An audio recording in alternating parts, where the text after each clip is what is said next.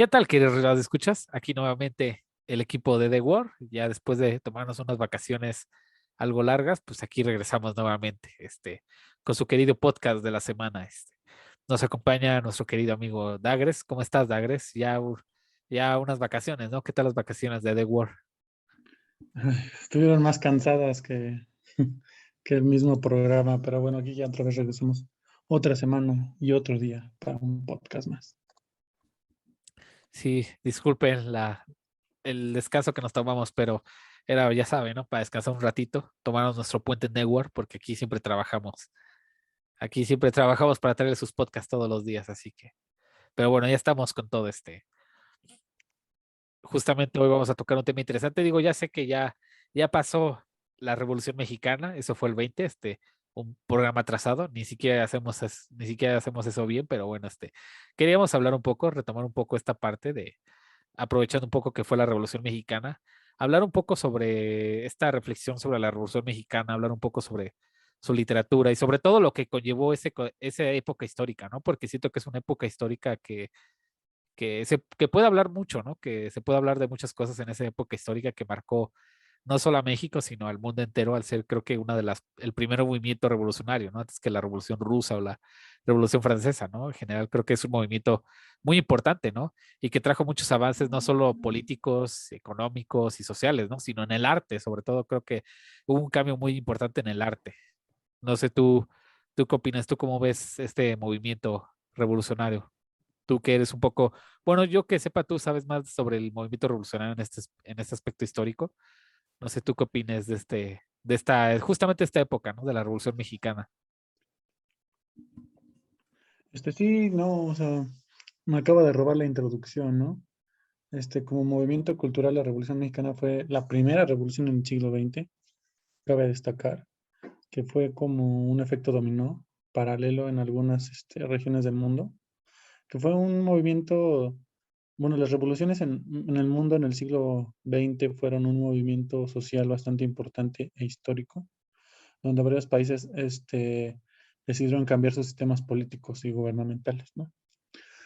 Hay una frase que me dicen, ¿no? El mejor presidente y el que más hizo fue Porfirio Díaz, pero ahí nos damos cuenta de que ningún avance tanto económico como, podríamos decir, de construcción industrial es relevante sin el apoyo o sin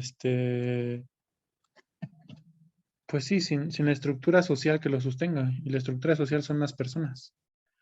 Entonces vemos que la revolución no fue un movimiento aislado, fue un levantamiento social de personas en gran precariedad y que a la vez dio un panorama del cual nadie conocía, ¿no? El panorama del pobre, ¿no? O sea, contar la historia del marginado, contar la historia del campesino, ¿no?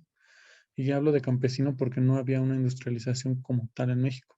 O sea, se importaba grandes estructuras como las ferrovías, pero nada se producía en la nación. Y hay movimientos, todos los movimientos sociales tienen su cultura. Desafortunadamente la revolución mexicana no tuvo una filosofía de la cual pudiera sostenerse más que algunas frases célebres, ¿no? O sea, podemos recordar el tierras de quien la trabaja, la frase que popularizó Zapata, ¿no?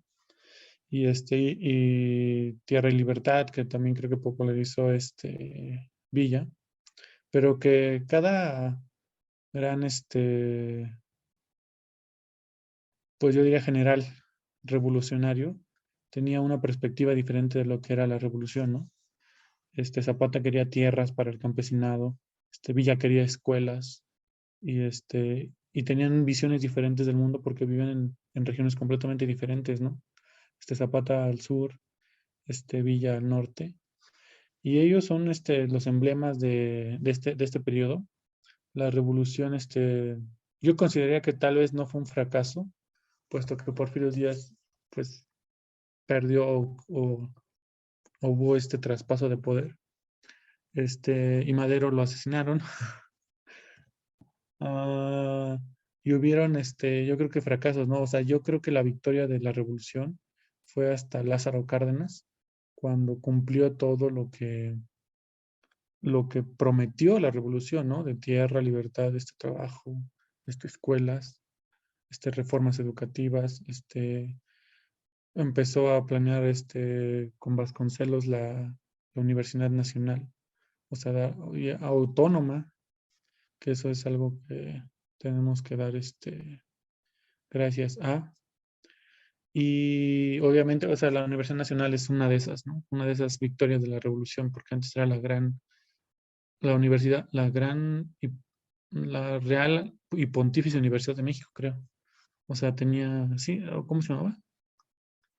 Ese sí, para que vas, no me acuerdo bien, pero sí creo que tiene un nombre así. Sí, tenía un nombre así, ¿no? La Real Universidad Pontificia de México, que ya tenía casi 300 años. O sea, la UNAM, en su estructura ya iba más de 400. O sea, en contexto fue la primera universidad, en América, bueno, la primera, yo diría construcción, educativa o estructura educativa, después de los calmecas, aztecas, cuyo propósito era perdurar el conocimiento y las cosas. Y sí, o sea, eso fue como que una victoria, ¿no? Pero hubo muchas derrotas. Y como introducción sería eso, ¿no? O sea, que eso dio pauta a que naciera, y en especial la literatura se diera a conocer. Pues es curioso que menciones esta parte porque sí, efectivamente, la Revolución Mexicana no tuvo como tal un pensamiento filosófico, una teoría filosófica que diera pie a todos los pensamientos que había, ¿no? Porque como bien lo decías, ¿no? Había distintos puntos de vista, como tanto Villa como Zapata, que fueron como los principales, cada quien tenía un punto de vista distinto, ¿no? Pero siento que a pesar de eso, en la literatura creo que surgió una nueva tipo de literatura en ese sentido, que era como una literatura autobiográfica, pero vista desde un punto de vista, como bien lo dices, ¿no? Desde el campesinado, ¿no? Como por ejemplo hay varios autores revolucionarios como Nelly Campobello, que si bien ella no le tocó la revolución ya joven, sino como niña, ella empieza a relatar en varios de sus libros como esta revolución vista desde, sí, desde el punto de vista de una niña pobre que ve a la gente luchando, peleando, a la gente pobre levantándose en armas, ¿no? O hay otros tipos de autores que narran la revolución desde ese punto de vista, ¿no? Desde un general, desde la gente que no tiene nada y decide pelear por sí mismo, ¿no? Y creo que si bien no hubo un movimiento, bueno, no hubo así un pensamiento filosófico como lo hubo en otras revoluciones como Francia o por ejemplo en Rusia, siento que en México hubo buena parte de literatura, hubo un movimiento nacionalista, eso sí debo de, como que la literatura o en general el pensamiento iba más hacia lo nacionalista, hacia lo mexicano, y creo que eso es algo que destacar, ¿no? Pero sí, en general, sí debo considerar que algo que destacó mucho la literatura de esa época justamente fue esta parte autobiográfica, esta parte como biográfica de contar los hechos y sucesos desde distintos puntos de vista, ¿no?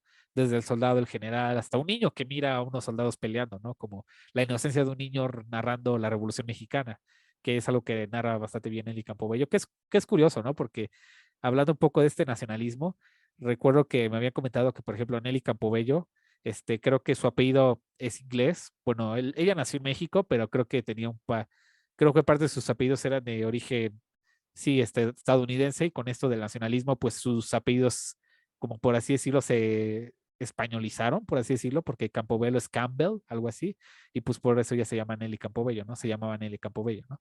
Que era justamente esta idea de nacionalismo, ¿no? No se te escucha bueno, No, sí. no estaba pensando en voz alta y sí, o sea, me encantó su traducción. Nelly Campbell, Nelly Campobello, ¿no? Pero sí, justamente porque era esta idea de nacionalismo, ¿no? Como de no, porque pues supongo, como ella era del norte, pues era muy común que varios apellidos de origen estadounidense estuvieran aquí en México por esta unión entre familias, ¿no? Personas que convivían y pues justamente muchos apellidos de origen estadounidense se españolizaron, ¿no? Como por esta parte de, nacionalismo, ¿no? Pero sí, es algo que destacar mucho que es una literatura épica nacionalista también, ¿sabes? Porque pues hay muchas novelas, ¿cómo se llama? Revolucionarias que justamente hablan como justamente del mexicano, del campesino, pero de este campesino heroico, ¿no? Este campesino héroe que se levantó de armas y que se puso a pelear contra el mal, ¿no? Bueno, en este caso contra el gobierno, ¿no? Que pues te lo narra como algo épico, ¿no? Como muy parecido a lo griego en el sentido de lo épico, ¿no? Del héroe épico, ¿no? Obviamente con este estilo nacionalista, ¿no? Que creo que es algo bastante a destacar en este punto, ¿no? Y también que es una literatura de cuadros, ¿no? En el sentido que narran muchos sucesos históricos, muchos sucesos bastante realistas, como que son muy descriptivos en ese sentido, ¿no?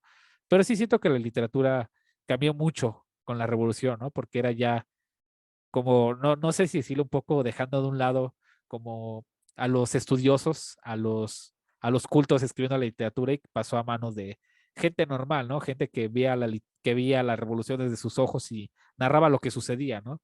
Como que fue una revolución en ese sentido de que cualquiera podía dar voz y cualquiera podría escribir sobre los sucesos que pasaban o vivían dentro de la revolución, ¿no? Que creo que eso es algo bonito de la revolución mexicana en el aspecto literario, que ya las personas tenían voz y podían contar desde su punto de vista, ¿no? No necesariamente tenías que ser un estudioso para hablar y decir o escribir, ¿no? Y eso es algo bastante curioso e interesante, ¿no? O no sé tú qué opinas. Como antecesor de la literatura nacional, a mí me parece bastante interesante tomar a Manuel Acuña como un antecesor a la revolución, falleció antes de, y que tuvo una perspectiva diferente, ¿no? Él narraba las historias en un mundo, o bueno, en un México, que todavía Benito Juárez existía, ¿no? Que tomaba como referencia el campesinado, pero también como sus virtudes y sus desventajas, ¿no? Que un hombre podría volverse en el zarco, pero también podría volverse un platero y un campesino respetable, y que narraba justamente las vivencias desde un punto descentralizado de la Ciudad de México. Y el antagonismo, bueno, yo lo llamaría como el antagonista, que fue como predecesor a esta literatura revolucionaria y postrevolucionaria, este, Jaime Sabine, no, no es ay, ya se me fue su nombre. Oh, déjame ver si me acuerdo. ¿Quién Manuel Acuña. Manuel Acuña, que también tuvo una literatura más centralizada en la Ciudad de México, con una poesía más, yo le llamaría gótica, y que vivió antes de la Revolución Mexicana, donde todavía estaban muy centralizadas las cosas, ¿no? Y es lo interesante, que la Revolución Mexicana no inicia en el centro de la capital, inicia en la periferia, inicia en el sur con Villa, inicia en el sur con Zapata y en el norte con Villa, y que tuvo un antecesor. No sé si te acuerdas de México Salvaje, que también fue una literatura pre, este, pre-revolucionaria que narraba Sí, justamente sí, más o menos me acuerdo de algo. Sí, algo que fue de un historiador norteamericano, que se los recomiendo mucho, donde llenaba varios artículos y al final fue un libro de artículos donde narraba las vivencias o más que nada la miseria que vivían los campos, pues, los campos de cultivos en la península de Yucatán, y donde se vivieron varias pequeñas revoluciones que no llevaron a lo que fue la revolución, pero que fueron previas y fueron las primeras. Entonces, México Salvaje nos narra este México prerevolucionario, lleno de la miseria y de la destrucción del ecosistema y de su población, ¿no? O sea, aquí ya vemos donde él empieza a ver esa discriminación de las lenguas nativas americanas, como es el náhuatl y el maya, y no hay un plan educativo, ¿no? O sea, no hay un plan que beneficie al pueblo, ¿no? O sea, digamos que Porfirio Díaz simplemente gobernaba, o sea, gobernaba y sin pensar a futuro o más allá de la hora. Y es muy extraño, ¿no? Porque Benito Juárez y Porfirio Díaz vinieron del mismo estado, pero tuvieron visiones muy diferentes y fueron como que donde giraba o el epicentro de muchas de mis historias y novelas.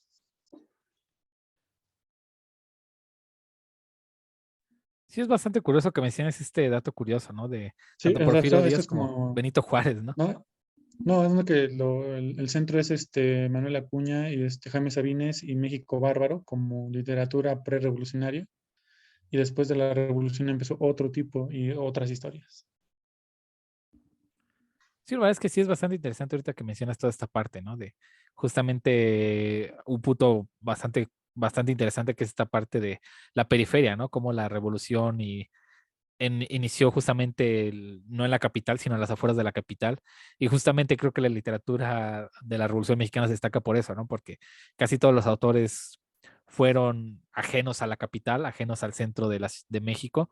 Todo fue en general en las afueras, ¿no?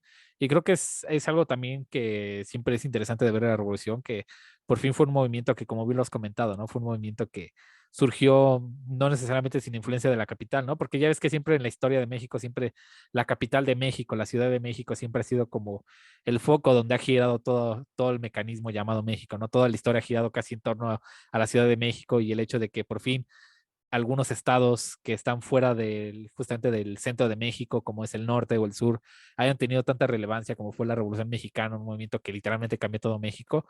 Creo que es algo bastante importante y creo que es algo que siempre que se tiene que guardar y estudiar, ¿no? Porque sí, ahorita me pongo a recordar cosas que hayan pasado fuera de la ciudad y pues no, casi no hay. Digo, sí hay, movimientos sí hay, sucesos históricos sí hay, pero son muy pocos, ¿no? El más importante, por así decirlo, vendría a ser la revolución, que fue donde por primera vez la ciudad no tuvo una relevancia importante en el sentido de iniciar este movimiento, ¿no? Que las personas que iniciaron este movimiento con sus ideales, sus pensamientos, no vinieron totalmente de la ciudad, ¿no?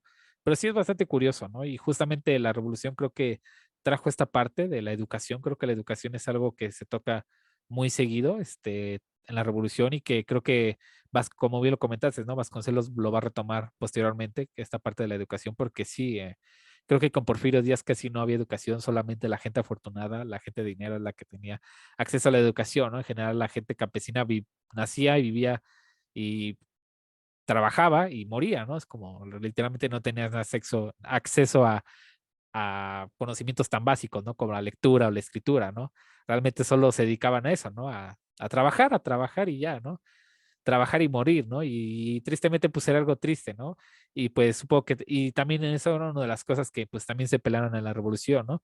Y que creo que varios autores de la revolución narran mucho esa parte de esta falta de cultura y esta necesidad, ¿no? También un poco la discriminación que hubo no solo para la gente, los agricultores, ¿no? Los campesinos, sino también la misma gente que hablaba ciertas lenguas indígenas, ¿no? Y creo que la revolución, tristemente, no es un movimiento tan estudiado, tan celebrado como lo puede ser la independencia, pero aún así creo que es un movimiento, una época histórica que yo siento que tiene igual o más importancia que la misma independencia. No digo, la independencia fue lo que posteriormente hizo que México naciera, ¿no? Pero la revolución creo que trajo un gran cambio en México en general, como bien lo dijiste, ¿no? Después de la revolución hubo muchos cambios en México, sobre todo educativos y un poco en esta parte de los derechos, que es algo que tristemente, aunque había, literalmente parecía que seguíamos en parte con esto de la misma colonia española, ¿no? Que seguimos siendo colonia española en el sentido que pues casi había personas que tenían el mismo trato que como si hubiéramos seguido siendo colonia por Porfirio Díaz en ese sentido que solo gobernaba y pensaron en el progreso sin pensar en el pueblo, como bien lo dijiste, ¿no? Como de, ok, piensa en el progreso, pero ¿y el pueblo qué, no? El pueblo que se muera de hambre mientras el progreso siga adelante. Y pues sí, en esa parte, pues sí es algo muy negativo, ¿no? O sea, puede que con Porfirio Díaz la economía de México estuviera superior a Estados Unidos y ese tipo de cosas, ¿no? Pero ¿y la gente qué, no? ¿Ibas a dejar que se murieran de hambre? ¿Que ibas a explotarlos hasta morir solo por el progreso? Cuando debe de haber un equilibrio, ¿no? Yo siento que debe de haber un equilibrio entre el progreso y el mismo pueblo, ¿no? En la misma ciudadanía, porque al fin y al cabo, pues un país vive de los dos, ¿no? Tanto del progreso como de la ciudadanía. No puedes simplemente vivir del progreso sin pensar en las personas, ¿no? Y pues eso siento que fue un gran error, fue un gran desacierto de Porfirio Díaz solo pensar el progreso sin pensar en las personas, ¿no? En los derechos, en la gente que trabajaba, en las explotaciones que vivía, ¿no? Por eso siento que la revolución creo que es un movimiento que podemos aprender mucho de eso, ¿no? Podemos aprender mucho de los sucesos que se encadenaron todo esto, ¿no? Y todas las cosas buenas que trajeron hoy en día, ¿no? Digo, sin la revolución creo que hoy en día no tendríamos la universidad, no tendríamos la UNAM, no tendríamos educación pública, ¿no? Posiblemente sería privado, realmente no tendríamos tanto acceso como tenemos hoy en día, ¿no? Que hoy gracias a todo eso, pues tenemos acceso a la educación pública, ¿no? Que, ok, no es la mejor, pero pues es educación, ¿no? Y créeme que hay mucha gente que desearía tener educación gratuita como en México, ¿no? O no sé tú qué opinas al respecto de todo esto que causó y trajo la revolución y todo lo que hay que reflexionar sobre esto, ¿no? Pues creo que las reformas más interesantes para mí fueron de que hubo un subsidio del papel para que se pudieran publicar más libros, ¿no? Y que en un momento dado se pensó como la literatura como canasta básica, o sea, algo que no debería de costar mucho y que todos deberíamos tener acceso, aunque sea mínimo. Entonces, esta reforma que subsidió el papel y que terminó hasta el sexenio de Fox fue algo brillante y revolucionario. Nunca nadie se pensó en el poder que se tendrían las revistas como un medio de difusión y publicación en la posguerra revolucionaria. ¿Y qué se contaba en esas historias? Pues se contaba el México del mariachi, se contaba el México ya unificado, ¿no? La revolución lo que vino a hacer, no sé, fue más como un trauma unificador, un movimiento que sensibilizó a toda una nación y que tuvo consecuencias increíblemente benévolas, ¿no? A pesar de que todos los revolucionarios hayan fallecido de una manera muy trágica. O sea, el mejor presidente del sur siempre va a ser Villa, porque él fue, hasta la fecha es o sea, presidente estatal. Fue el presidente que más escuelas abrió en su estado. A la fecha, ningún otro presidente ha abierto tantas escuelas como Villa. Él tuvo un amor por México que nadie más lo tendría. O sea, él no pensó en irse a Estados Unidos a trabajar y olvidarse de México. Él pensó en cómo mejorar la República. O sea, él tenía el sueño tengo un sueño y ese sueño se llama la República Mexicana. Entonces, Villa por ese lado, o sea, no puedes crear libros sin lectores, ¿no? Y para tener lectores necesitas escuelas. Ese fue un principio básico que él entendió y que entendió que la educación iba a ser el único medio y el único transporte. Tal vez le hubiera fascinado ver el sueño de Vasconcelos realizado, ¿no? Y sí, muchos contemporáneos. Y una de ellas, una literatura que recomiendo mucho de la posguerra revolucionaria mexicana, es leer a Laura Méndez de la Cuenca, una escritora que fue mexicana que tuvo un éxito relativo en California con la revista América y que no fue reconocida. Y para mí es un personaje histórico de la Revolución Mexicana y escritora que todo el mundo debería estar hablando, ¿no? O sea, todo el mundo está hablando de Frida Kahlo, que la tachan de feminista, cuando en realidad era una mujer muy ortodoxa de su época, ¿no? O sea, sí, pero, o sea, Laura Méndez de la Cuenca no, o sea, ella era una mujer de armas tomar. O sea, ella siempre decía, no necesito un hombre para mantener a mi hija. Y lo llevó a sus últimas consecuencias. Y fue una catedrática y profesora de la SEP, reconocida por su trayectoria de literatura y pensar en esa mujer, más que revolucionaria, una mujer independiente y realizada en la vida, ¿no? Y sí, la recomiendo bastante, ¿no? En este tiempo, en esta plática de literatura nacional, por revolucionaria y revolucionaria y prerevolucionaria, sería una autora que recomiendo mucho. Y sí, pasamos a lo siguiente, digamos que ese subsidio de papel que se hizo fue lo que realmente llevó las letras a todo México. O sea, nunca nadie se imaginaría que ese subsidio ayudaría a que pues cientos y miles de libros y de revistas de cómics, de todo lo que tú quieras, se podría llegar a todas las partes de la República. O sea, se tiene un sistema de distribución brutal. O sea, estoy hablando de que había impresiones de hasta 1,5 millones de ejemplares semanales, de un solo título. Entonces, puta, o sea, ese número lo dices ahorita y ningún libro bestseller, de Penguin Random House, de Planeta, de ninguna editorial, soñaría con ese poder o soñaría con esa influencia. Y gracias a eso, gran parte de la nación que conocemos como México tuvo acceso a las letras, a poder leer, ¿no? O sea, lo mínimo, pero al acceso a poder leer. Entonces, ya teniendo eso en mente, sí se tendría que tomar y hablar como algunas recomendaciones, ¿no? De libros. O sea, como usted, ¿qué le gustaría recomendar, señor? No, pues sí, es curioso que ahorita menciones esta parte de las recomendaciones y sobre todo el poder del papel, ¿no? ¿Quién diría que el papel tendría tanto poder en México? ¿Quién diría que, pues, un simple instrumento como el papel cambiará a toda una nación, ¿no? Uno pensaría que el papel, pues, es un invento ya bastante anticuado, ¿no? Pero el papel, siento que el papel ha marcado eras, ¿no? Ha marcado a la misma humanidad, porque el papel, gracias al papel podemos compartir conocimiento, ¿no? Y aunque actualmente tenemos hoy en día computadoras, tabletas, siento que el papel va a ser un invento, va a ser algo que va a perdurar toda la vida, ¿no? Porque pues es algo que simplemente está con nosotros y siempre va a estar con nosotros. Yo siento que es un medio muy, muy práctico en muchos aspectos, ¿no? Y justamente la revolución mostró su poder que tuvo después, ¿no? En esta parte de empezar a distribuir el conocimiento, en esta parte de empezar a educar al mexicano, ¿no? Y realmente siento que el papel tuvo tuvo un papel muy importante, que valga la redundancia. El papel tuvo un papel muy importante en en la postrevolución mexicana, ¿no?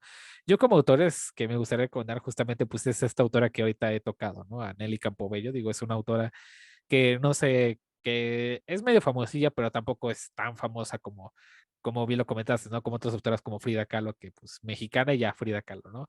Realmente, si bien Nelly Campobello, como lo he mencionado, fue una niña durante esta época revolucionaria, ella realmente, todas las novelas que escribió de la revolución, sobre todo Cartucho, recomiendo Cartucho, que es su novela más conocida, que es curioso, ¿no? Porque no sé cuántas balas tienen los cartuchos que se ponían en el hombro, pero creo que ella en cartucho hace una recolección de varios cuentos.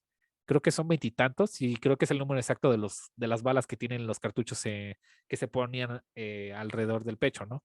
Y creo que, y es curioso, ¿no? Porque es ese juego de números, ¿no? Cartucho y tiene el mismo número de cuentos que de balas en un cartucho, ¿no?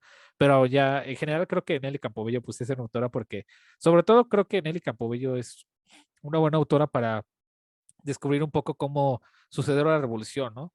Y sobre todo desde el punto de vista de un niño, ¿no? Porque ella lo narra desde la inocencia de un niño, porque ella justamente vivió toda esta parte de la revolución siendo una niña, ¿no?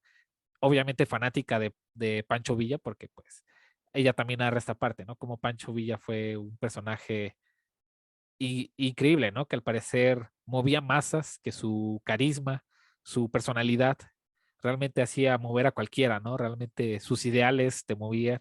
Y ella lo describe bastante bien, ¿no? Ella misma en su novela se declara fanática. Ella admiraba mucho a Pancho Villa cuando tocó verla cuando era una niña, ¿no? Realmente ella también te escribió mucho esa parte, ¿no? De cómo Villa movía a las personas, ¿no? Cómo Villa les daba como esa esperanza de cambiar a México y también te narra partes crueles de lo que fue la revolución, porque digo, al fin y al cabo la revolución es un conflicto, ¿no? Y es una guerra.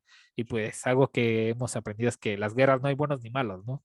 Realmente las guerras son guerras y pues como todas las guerras, pues ella también te narra esas partes tristes y trágicas que hubo durante la revolución, ¿no? Obviamente desde un punto de vista infantil, pero pues sigue siendo algo trágico, ¿no? Y pues creo que es una autora que realmente todos deberían leer cuando quieres aprender un poco de la revolución, de todo el contexto que pasó, todas las historias, para entender un poco más el contexto de cómo se vivía y cómo se luchaba, ¿no? Y los pensamientos y maneras que eran las personas, ¿no? Yo es una de las recomendaciones que a mí me gustaría hacer respecto a la revolución, ¿no? Porque digo, hay muchos autores, muchísimos autores de revolución. Ahorita es la que se me viene a la mente y que realmente me gustaría recomendar, pero pueden darse una vuelta por varias páginas. Creo que hasta eso la revolución, pues sí, tiene varios autores. Muchos fueron desconocidos, ¿no? Porque, pues tristemente, en el conflicto armado, pues se perdieron muchos libros, muchos textos, pero de los pocos que quedaron, realmente quedaron bastantes autores, ¿no? Que podemos leer o encontrar, ¿no? O no sé tú qué opinas al respecto de esto. Sería difícil relatar cómo ha cambiado la literatura, pero yo les recomiendo una colección que se llama La Novela Corta, una biblioteca virtual, que es de un fondo nacional, y que justamente habla sobre estas pequeñas recopilaciones de novelas que fueron escritas en diferentes momentos históricos y que, o sea, han sido casi perdidas a través de la historia. Y una novela que a mí me fascina mucho se llama Eugenia, prerevolucionaria. O sea, fue escrita antes de la revolución, pero es de ciencia ficción. Y se llama, bueno, es Eugenia y es de Eduardo Ursáiz. Está todavía en la colección de novelas en la frontera, que habla de un Yucatán diferente. O sea, él veía un Yucatán diferente a todo lo normal y es una novela de ciencia ficción que me fascina bastante y que ahorita está en varias colecciones, pero que sí nos puede dar una comparativa de lo que se escribía antes de la revolución, ¿no? O sea, cómo se escribía, en qué formato, en todo ese diseño. Tiene un prólogo bastante interesante. Y para la post-revolución, podríamos hablar de Laura Méndez de la Cuenca, cualquiera de lo que ella escribe, desde la poesía hasta una pequeña novela que tiene, y que nos narra la historia de una mujer que decidió superarse a sí misma. O sea, se superó en todos los sentidos, inclusive desde algunos artículos de la revista de América. Es bastante interesante, es muy, muy interesante. Y, o sea, las recomendaciones de hoy sí fueron un poquito vastas, sí es estar explorando en el ciberespacio, porque pues sí es parte de la historia, ¿no? O sea, porque sí es muy diferente lo que se llegaba a escribir en el centro, o sea, en la Ciudad de México, a todo lo que se llegó a escribir en la periferia. Sí, la verdad es que sí, casi no abunda literatura de la periferia. Actualmente ya hay más autores, ya hay más escritores, pero anteriormente era muy difícil tener autores, textos. Muchos textos se perdieron de la periferia porque, pues, al parecer la Ciudad de México, al ser la ciudad, aquí se guardaba todo, ¿no? Aquí se producía todo.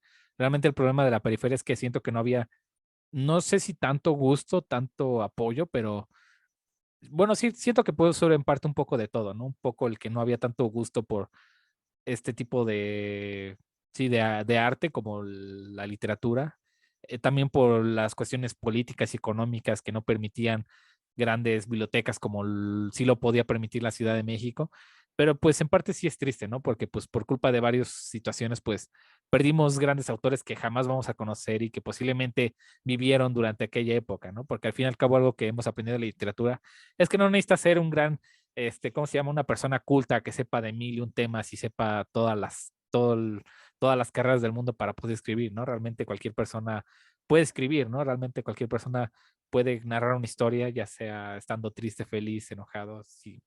Y pues de que hubo muchos autores en la periferia, tanto antes como durante y después de la revolución, eso es muy obvio, ¿no? Que se perdieron, pues posiblemente sí, ¿no?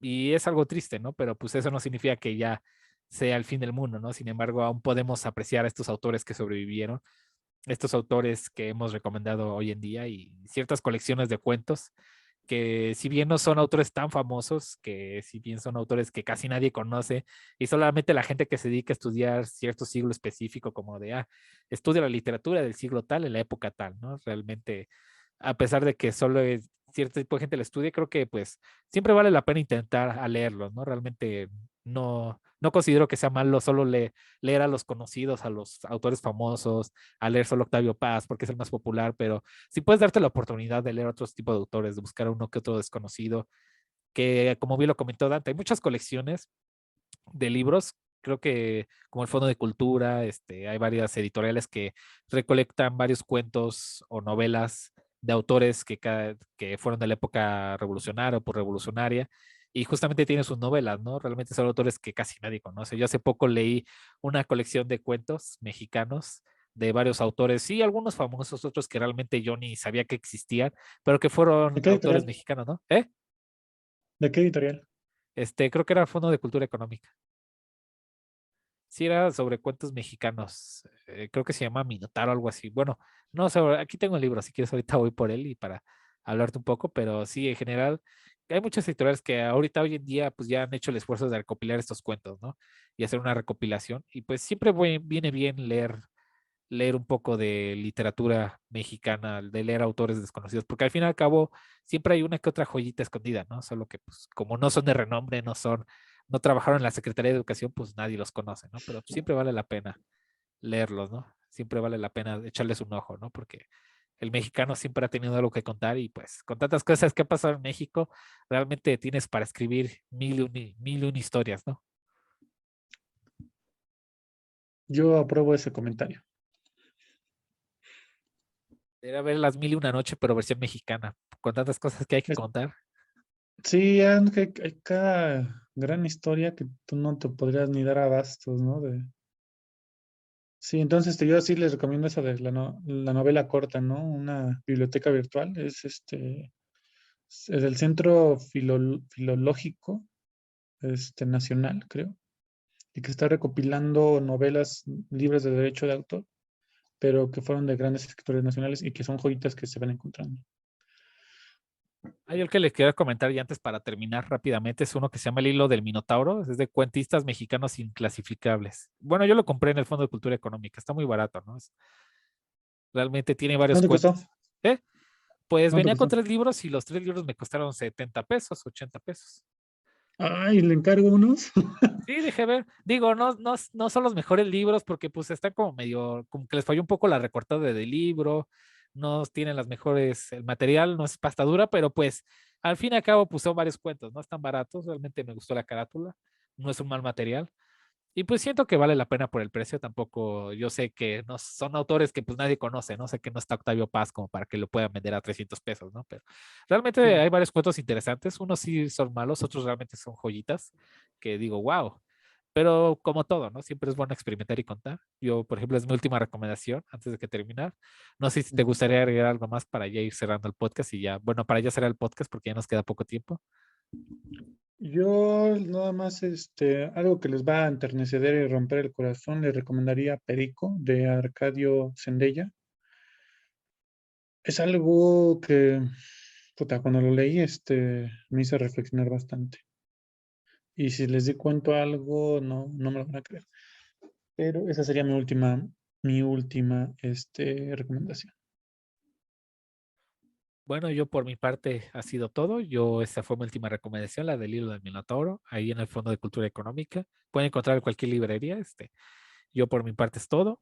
Soy de Venaza, hasta la próxima. No se olviden seguir nuestras redes sociales. ¿Alguna noticia rápida para terminar? ¿O no hay? No se olviden de comprarte Chayol también. Hay unas broncas tremendas. Amazon es un vampiro que succiona toda nuestra energía. Pero estaríamos trabajando. Próximamente va a haber lo de Muerte al el capitalismo. temario. Sí, ultracapitalista. El temario para el curso de enero, febrero, bueno, del siguiente año 2023 para escritura creativa de fantasía mexicana. Y creo que sería todo. Vale, me parece bien. Entonces ya saben, Ujú. sigan nuestras redes sociales. Ahí estamos atentos subiendo nuevas cositas. Yo soy de Venosta. Me despido hasta la próxima. Hasta la próxima, Yo soy Dagris. Dagres, se despide.